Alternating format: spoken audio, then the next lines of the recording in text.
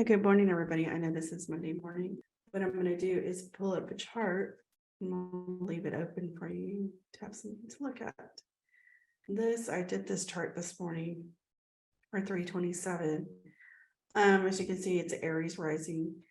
So today we're going to talk about the 10th house right here, 11th house and 12th house. I show this all the time in the program I have, which is called Parasha Light 9.0. I just want you to see that if I move the ascendant, watch this border that's around the birth chart real quick. If I move it, you see how this border did not change. The only thing that changed was the ascendant. So I moved it from an Aries rising to a Pisces rising. And as you can see, the time has changed also. The reason why I wanted to show this is because these numbers right here, these are not zodiac signs. I mean, they're zodiac signs, sorry. They're not house placement signs. So they're 12 represents Pisces, 1 represents Aries, and so forth. This border up here is showing this is still the first house, even though it's the Pisces rising now. So I hope that doesn't confuse anybody, but I am going to put it back as an Aries rising. It's just that it's going to be coordinated that way. So let's get with it. 10th house, 11th house, 12th house. Now we're getting to the tail end, talking about the charts that we have here. And let me go. Trying to pick up my notes real quick, guys. So bear with me. Okay. So the 10th house. Remember when I've talked about other houses, I've given the planets, if they're sitting in the 10th house, or in a certain house, I'm giving you their directional strength. So Sun and Mars has directional strength in the 10th house. It says, remember south direction with all our guys looking at the mountains where all the action, the stars, the moon were taking place. So this is why 10th house is the house of action in our life. After we receive the guidance and wisdom of our guru, we would go out into the world and perform the right action. The reason why Saturn, Mercury, and Sun are Karka of the 10th house, because they show duty, responsibility, control, intelligence, and most importantly, ability to communicate to get things done. A weak Mercury in someone's chart can screw up the entire professional life, despite other planets being there. So Mercury may be of a lower form of intelligence compared to Jupiter, but not everyone can make money from reading religious books, finding wisdom, meditation, and wearing single-colored clothing, right? You must come down to the battlefield and communicate in a way where common, lower intelligence can understand your message. It says if the 9th house contains the guru and father, then 10th house contains the boss, authority, government, or place where pillar of society is built upon. He's reminiscing on this next part. It says, I remember A.V. Sundram once asked why 10th house shows knees. It represents the knees in the body part. It's because we have to stand on our knees. And in India, there is a saying, and I'm going to really tear this up. It's paho pin care ho, meaning stand on your feet, which is a synonym of becoming independent and professional. This house shows your reputation in public, image in public, your confidence to take control in the public. So it's very much, it's not a spiritual house at all. It is a reputation house, an action house. If Sun and Mars is there, that's very much telling you, I mean, if they're the Karka, right, the ruler of the 10th house, very much telling you that you have a very strong position, whether it be physical, mental, or spiritual. Sometimes we can see that in the 10th house. But mostly it's always considered like the career house, so forth like that. I mean, when they say career, because that's from ancient times, but right now it's really your position that you have in the outside world, besides what you do in your home. It's a great house, you know. Right now, my Cancer rising, I have Jupiter and K2 in the 10th house, and I have Jupiter that's transiting 10th house right now. So it's an interesting time right now for me. It's like I'd like to move on to something new in my career. What do I love doing this online? But it's time to look at different options and things and bring all together everything I've learned in life all together, and I'm hoping that I have a new breath of whatever that is. That would be awesome. So I know that was really quick. It's like 5 minutes in the 10th house, but you got to understand it's the career house, your professional image out in the world. It's you standing on your own 2 feet, like it said, in this world. It's a very important house, not a spiritual house, unless you do have spiritual planets in there, talking about not so much, it is career choices, but like I said, it's your image out into the world. So let's move on. And I made this class, instead of an hour, I put it to 45 minutes, just in case that if I didn't have a lot of students come on, I could teach all the 3 houses in 30 minutes. And then at 10 o'clock, this last 15 minutes that we have from 10 to 10:15, that could be for answers or, questions and so forth like that. We get that little time there. So we might finish early today. It's not a lot of participants. So if I don't have a lot of banter going back and forth in the class, it kind of moves pretty quickly. So the 11th house, Jupiter is the Karka of the 11th house. This is the trickiest house of all the houses. On one hand, 11th house shows gains in growth over time, but on the other, it is also the highest of the trick bala. What is this? I remember asking the same question back to my uncle back in 2003, a day before my sister's wedding, and this is my teacher talking about his life. There are certain weird moments and conversations you can't forget, and this was one of them. My uncle said, with too much attention and focus on one, we'll lose sense of self-service, and God. 11th house is the candy store of the devil. He has the fancy car, home, watches, gold, cash, fame, and money. In exchange, all he asks is your denouncing of God. This is why 11th house is not a trick house, but a trick. And TRIK versus TRICK. It tricks you into thinking your world ambitions being fulfilled is the ultimate goal of your soul's achievement. While your soul wants nothing to do with the goals we seek, it just wants to fulfill its dharma. So 11th house is the gain of the 10th house of status, reputation, and position. 11th house elevates us from position A to B. The perfect example would be the movie Devil's Advocate, starring Al Pacino and Keanu Reeves. The movie is about an up-and-coming hotshot lawyer from Florida who has never lost a cause, suddenly gets invited to work with the big boys in New York, Manhattan. With a high-rise apartment, luxury car, and 10 times more money, the devil lures him in. 11th house is the seed of lion, the position of the king.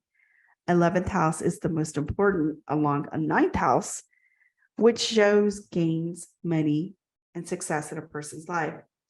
If 11th house is damaged along with the 9th and 5th house, the person will have the hardest time in life to attain money. 5th house is the house of our previous life, good deeds. And while 9th house is luck, we need all 3 of them to be successful. 2nd house is the house of savings and wealth. Some may be very wealthy, but they have a hard time saving money. Yet still with their inflow of income, they sustain their lifestyle.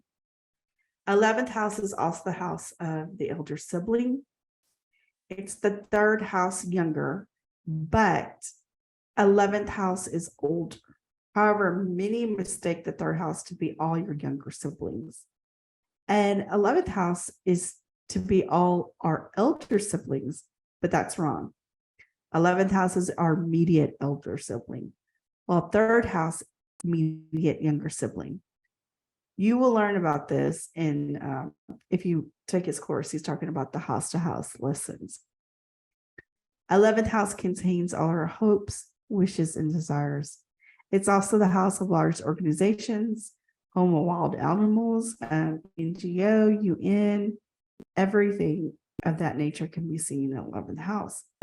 Once again, like the 10th house, it's not as spiritual, it's more of a material house.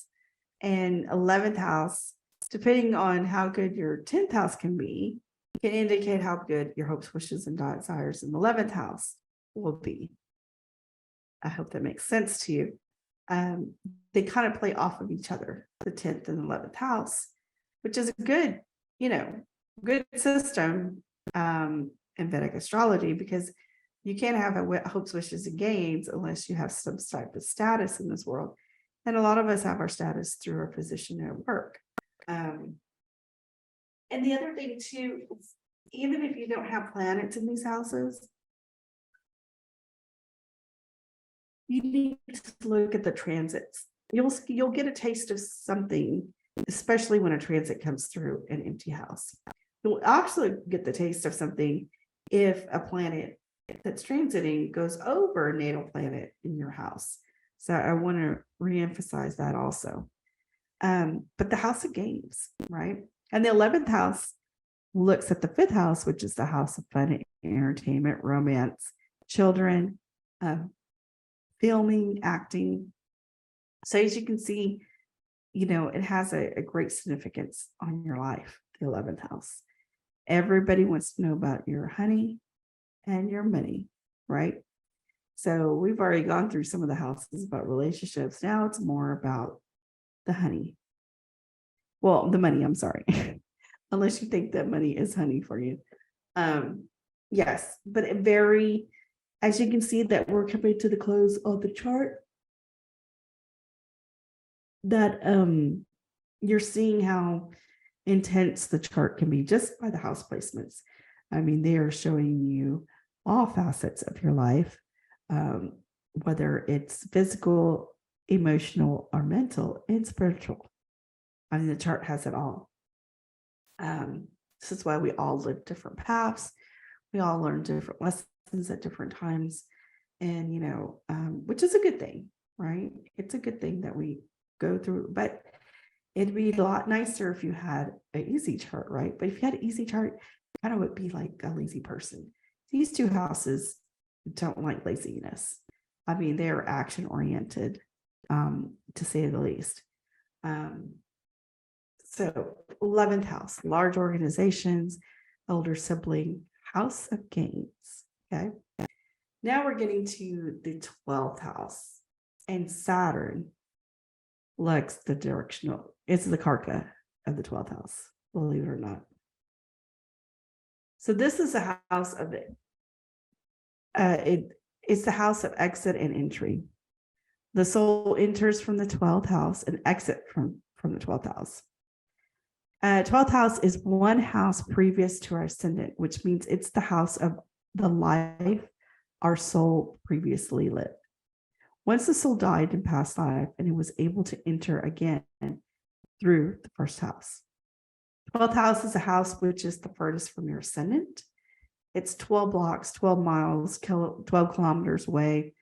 It's far. It's the house of foreign lands, foreign places, isolation from things you are familiar with, like your hometown and people of your hometown.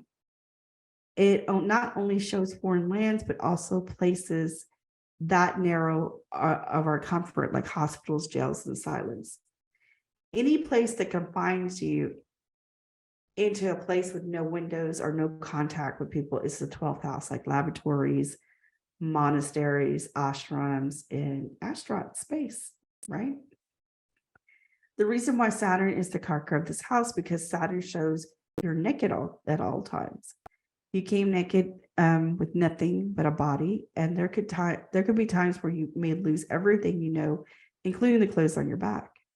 Saturn shows the sorrow of loss and expense. It's the house of losses, the 12th house. Losses do not have to be bad or negative. It can show loss of addiction, loss of a bad habit. But being the 12th house of addiction, it's not so easy to achieve the good side of the 12th house. But this is why it's the Dastana house. It's also the house of dreams.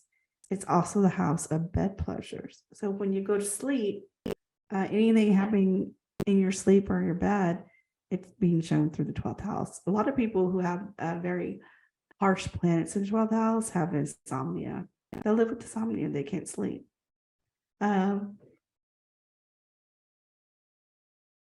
of them is mood. You think about moon going up and down in emotions and stuff like that, and then you have it in the 12th house. Well, there you go. You know, you're going to have somebody who has some very sleepless nights, and it could be over nothing. It's just the planet playing its part in the 12th house. As you can say, I mean, and if Saturn's in there also, I've heard that, or for the aspects, the 12th house, I've heard that when it's said about working in isolated places with no windows, yes, it's very true. But I found like a lot of people are, or they have in their lifetime, been what was it, a jail warden. I know it said about hospitals, asylums, so forth like that, but it didn't mention, not that I remember right now, laboratories, monasteries, ashrams, and astronauts, and places like you don't see a lot of human life. Well, I also find it jails too here because of the fact that it is isolated. It is an isolated world from the rest of the world. So you will see a lot of people who are in, you can say, not, sometimes you can see if somebody has, based on their 12th house, prison, or maybe they were a security guard there. Somebody in like armed forces is really good with different planets in their 12th house. Now, I do like the theory or the statement where it says, you know, it's the house where the soul enters, and it's a house where soul leaves. I had an aunt that passed away from COVID, and I looked at her chart while she was in the hospital. She wasn't coherent. She was like in a coma. And definitely she had some planet movements in the 12th house as in a transit, but there were over specific planets that she already had in her 12th house. And I could see something going on there. I don't want to know any of the techniques when somebody passes on or anything, but it just happened in this instance. When I looked at her chart, I could see they indicating that the soul was going to be leaving. And she did pass on a couple of days after that. I love her so much. She was like my second mom. I'll never forget her. But anyway, but let's not harp on the negative that I've lost. The great thing about this too is it can be the loss of debt also, like clearing up debt, having all of that stuff cleared up. I like the part where it says loss of addiction. It could be loss of negative things like addiction, it said, of a bad habit. I mean, those are positive things for the 12th house. 12th house always gets a rap, like it's horrible, you know, all these things are going to happen to you and this and that. Not necessarily true, like he's given the examples. It could be on the positive light that they're going back and you're just you're seeing the positive of a loss of a negative thing in your life. And it, you know, I've never been addicted to anything, but you know, when you go through something like that, I know it's has to be very hard because it's such a part of you, and now you're giving it up. And not only that, it's just the way the body reacts to not getting what it wants either, right? I mean, that's but the loss of debt is a really good one for me. I think it's a really good one from everybody. You just for whatever reason, your debt is cleared up, which is amazing. It's amazing. Really watch when Saturn transits your 12th house or Jupiter, right? I mean, see about those things happening to you in this life and document it. It's very powerful when you have these techniques and you learn all these houses and you understand what they are, but then you go back and look at transits, and then you're like, golly, that really did happen. It's a wonderful, wonderful place to be as a Vedic astrologer right now, because counseling people and giving them advice is so rewarding in its own. Maybe not so much in your pocketbook all the time, but it is rewarding to know that you've helped people. Now, I don't have anybody online. I have like 10 more minutes of the class. I've already gone through the houses pretty quick because, as you can tell, they're pretty straightforward houses and stuff. But we can look at this chart, though, for a couple more minutes. As the Aries rising sign, they have Jupiter and Rahu in the first house. As second house, they have Mercury as Sun. Fourth house, right here, they have Mars and Venus. And then Saturn is in the 11th house. K2 and Rahu's in the first, K2's in the 7th. And you have Moon, like I said, in the 12th house. Probably, unfortunately, if somebody had, anybody who had, it doesn't even have to be a male child, it could be either gender. June 12th this morning at 3:23 a.m. and this is Central Time. This is what your child's chart would look like. Let me tell you, this Moon in the 12th house, ups and downs emotionally in the 12th house. And I hope these parents get sleep with this kid because he might not sleep very well. Okay. Rahu and Jupiter. This person is going to be very, has a big ego. I mean, Jupiter's expansion, Rahu's a trickster, but Jupiter's there to watch Rahu that he doesn't get out of hand. Saturn and Mercury, and a lot highly intelligent combo here. It's in Taurus. So I don't know enough about the yogas for Jupiter. There is a yoga, and I forgot the name of it, but it's highly intelligent yoga. But I think it has to be in the first house when Sun and Mercury are conjunct together. And then have Venus and Mars in the fourth house. Very passionate. Passion just, and don't even look at the sign or these constellations. But Venus and Mars together is very passionate in the home. But Cancer is very nurturing too, sign. So you kind of get the passion with the romance in the home. Very nurturing. Okay. K2 in the 7th. Now, when you're going to understand Rahu and K2, K2 has a lot to do with our past lives. And right here, relationships are going to be one of those things that they've already mastered in a past life. So coming into this life, as they grow up, they're not going to really want to be so much into relationships, even partnerships. They're probably going to be like, I've already done that. That doesn't really appeal to me. And I'm really specifically talking about marriage too.